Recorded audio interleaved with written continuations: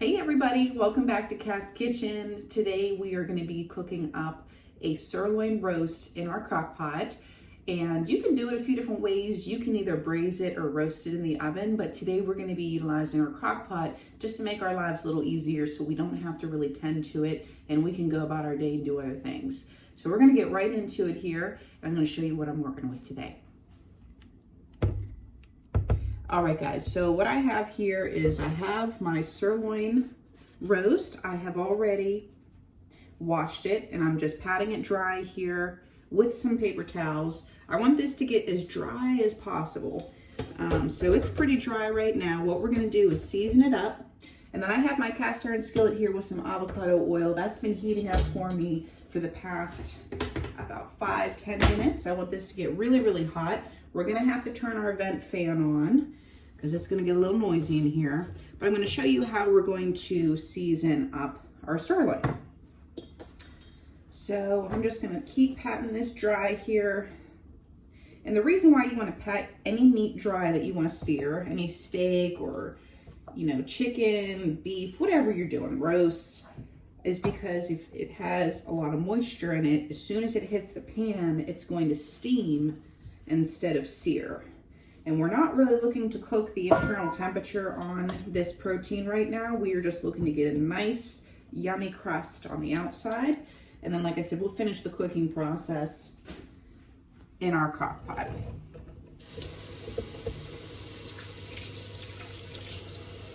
So I'm just washing my hands here. Always washing my hands in between touching the meat. Okay, so here's what we're gonna do. We're gonna season this bad boy up here with some salt. And I'm gonna do a little bit of steak season. I'm gonna hold off on the pepper until it's already in the crock pot because I don't want the pepper to burn in our pan. So you can be pretty liberal with the salt here. This is only probably about a 2-pound sirloin roast. So just use your judgment on how much meat you're working with here. You're gonna need more or less seasonings. So this is pretty good for maybe, I would say comfortably you could feed about 3 people with this. We're also gonna make some sweet potatoes and onions. We're gonna prepare those to go first in the crock pot. We're gonna do that while this is searing off.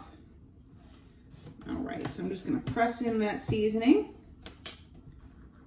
And then our pan is starting to smoke.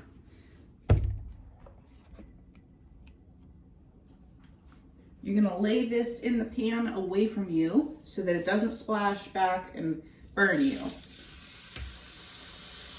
then I'm just gonna grab those seasonings here and put them on the other side. And we're just gonna season the other side the same.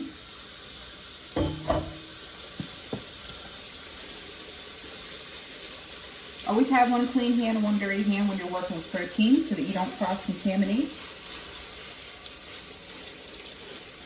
One hand touches the meat and the other hand touches your utensils and your spices. Smells good already. Perfect. So I'm going to turn this up on high, and then I'm going to turn on my vent fan here, my range hood, so that this can exhaust and I don't fill up my house with smoke. We're going to do this on a severe sear, so we want to get nice and brown, not black, and then we're going to flip it on the other side, probably about a good 3 minutes on each side on a hard sear. And then we are going to be working on our vegetables in the meantime.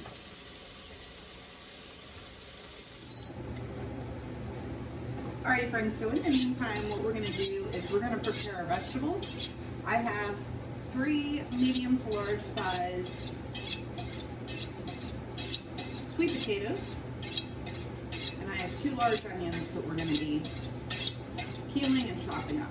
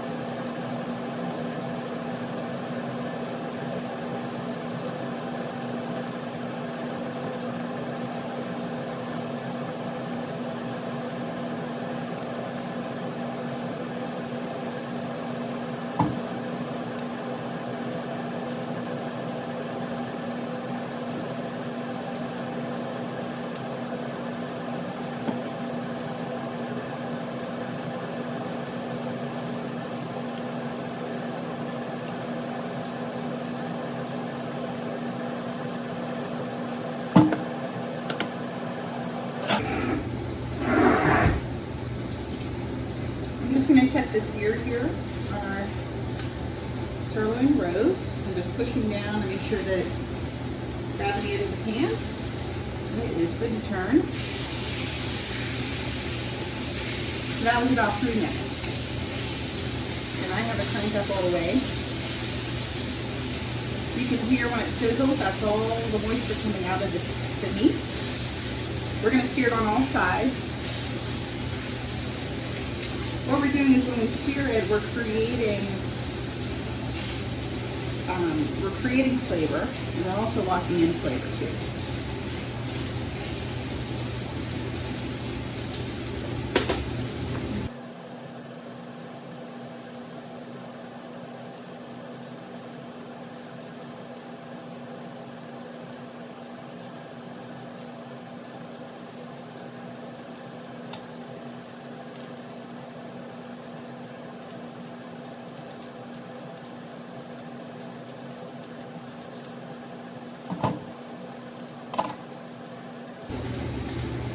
Just going to compost our peels here, and then we're going to rinse off our board.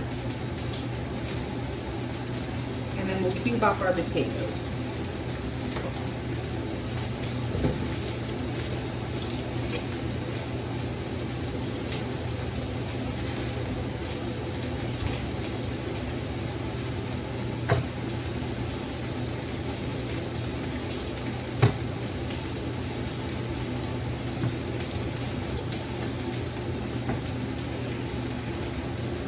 Smelling super good in here already.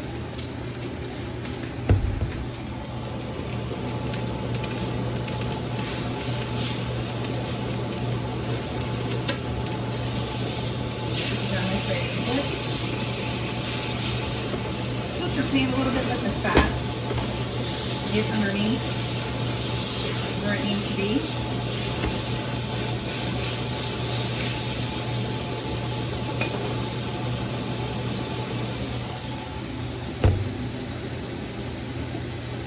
Almost done on that side.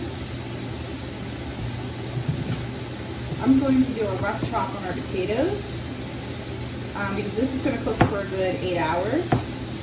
So I want them about this big. I noticed the sweet potatoes and the yams take a little bit longer to cook than white potatoes. You can use white potatoes if you don't like the sweet potatoes. That's perfectly fine. I just figured I would do these for a change.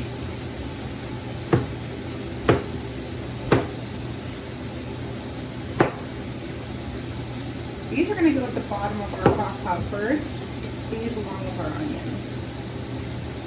If you have mushrooms, that would be really tasty too. But the mushrooms don't need to go in until later on in the cooking process.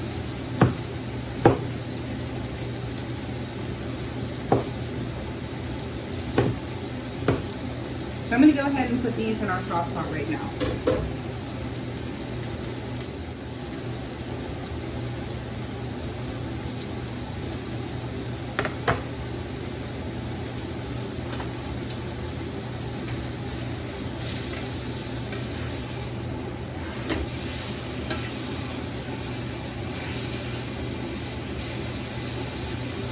So there's a bit of fat on this side, and that's what we want to render. Render that down.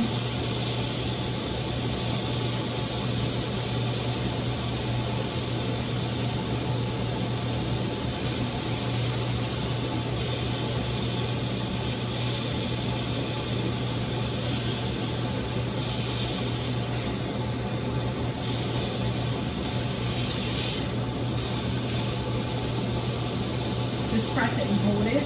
If it's small enough, you can rest it alongside the pan, but this one's a little too big to do that.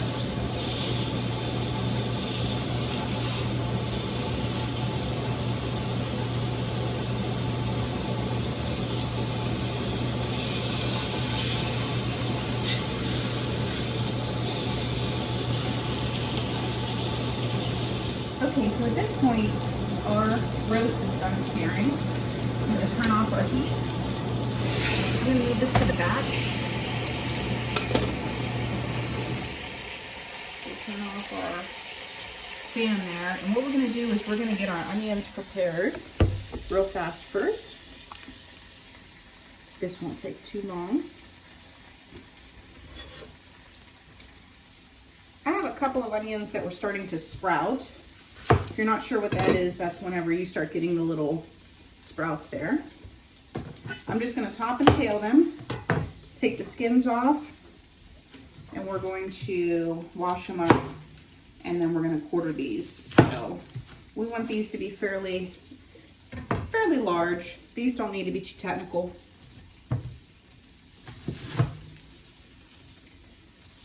Generally, when you're making a roast, you want all the vegetables about the same size, so they cook about the same time.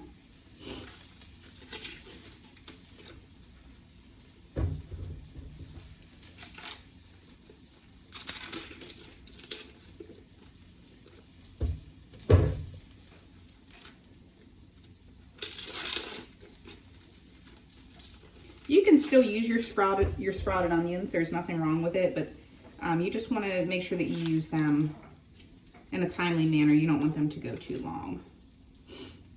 Sometimes there will be an inside, see right here, where you need to take that out. You'll see where the green is, which, I mean, none of this is harmful. You can technically eat that, but it's just, it tastes better if you take that out, because sometimes it can be a little bitter.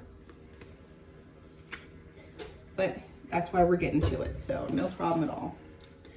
So we're gonna now rinse all this down, rinse our onions, and we'll get them chopped up.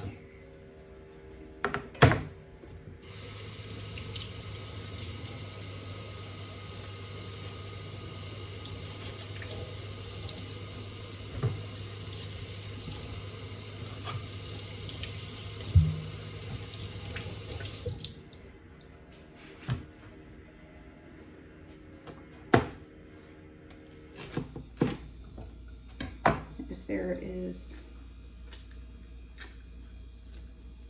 sprout in here I'm going to take out.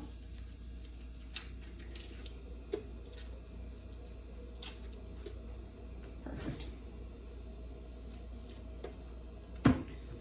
Alrighty, so I'm just gonna, like I said, just rough chop these into like just about like that. Not really, we don't need to worry about these too much. Okay, so now I'm gonna go put these in our crock pot, and then I'll bring you guys over to show you what we're doing. Okay, friends, so here's our crock pot here. I'm gonna put it on now so I don't forget. We've got it on low for 8 hours because that's only a two pounder. Next, what we're gonna do is we're gonna season the veggies we have in here with some salt and pepper. I have a little bit of water in here. I put that down first before anything.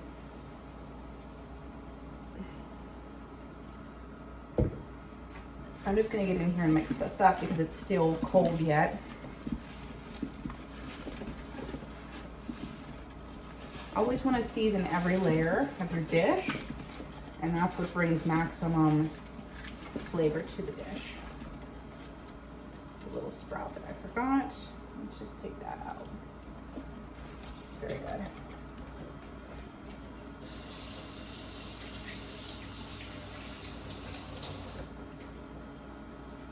I am going to put a little bit of parsley in here as well with some beef bouillon, because after this is done cooking, we're going to want to make a nice gravy from the drippings. So I'll just sprinkle some parsley in there. And then I am going to add a little bit more water. I'd probably add about a cup to a cup and a quarter. And then for this size, I'm just going to eyeball it, and I'll taste it throughout as well. But I'm just going to put in about 7 bouillons. You can do beef base if you wish. That's perfectly fine. But that's going to help to make our gravy for later on. And then we'll lay the meat right on top of here. And then those juices will just cook down into these vegetables.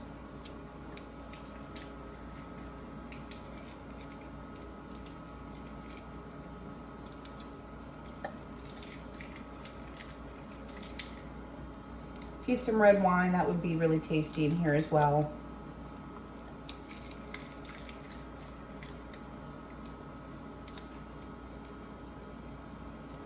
Okay. Okay, so I have our sirloin roast. I'm just gonna lay it right on top, and I'm gonna move in all these juices as well. This is where your flavor's coming from.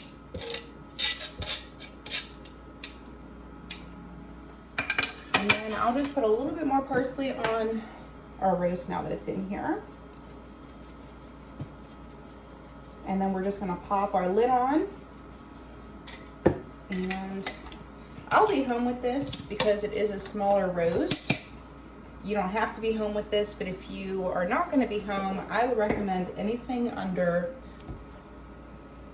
if you have a roast that is under, let's see, about 3 pounds or less, you may want to be home with it, or you may just want to put it on super low. So the shortest time I have on mine is high for 4 hours, or if you have one that you can really adjust, maybe do that. So that is going to be our roast for right now. We are next going to just let that cook, and then for a side veggie, you can do really anything you want. Usually whenever I have sweet potatoes, I like to make something green just to kind of complement it.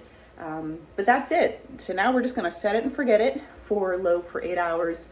And then, like I said, I'll check it and I'll stir it up, and I'll turn the roast over periodically throughout the day. So I'll see you guys back here whenever the roast is done.